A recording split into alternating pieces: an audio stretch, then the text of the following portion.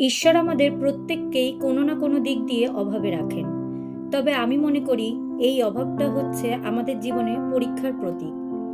যেমন প্রচুর টাকা পয়সা থাকলে সুখ শান্তির অভাব, আবার সুখ শান্তি থাকলে টাকা পয়সার অভাব।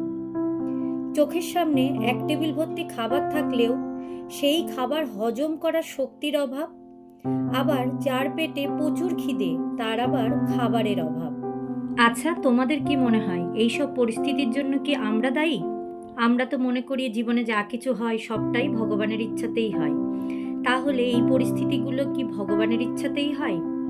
আসলে আমার কি মনে হয় জানো, ঈশ্বর আমাদের প্রচুর প্রতিকূলতার মধ্যে ফেলে দিয়ে দেখেন আমরা কি তাকে দোষারোপ করছি নাকি তারই ওপর বিশ্বাস করছি। তাই তো বলবো, বিশ্বাস মানুষকে নয়, ঈশ্বরকে করো। তাকে সবটা জানানোর পরও কমপক্ষে ঠকে যাওয়ার ভয় তো থাকবে না।